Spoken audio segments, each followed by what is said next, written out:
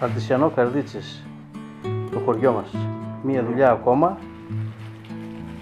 με διπλή ψισταριά, για 2 αρνιά δηλαδή και 2 κουκουρέτσια ή κοντοσούβλια ταυτόχρονα, και ένα μεγάλο πάγκο στην άκρη σαν βοηθητικός χώρος.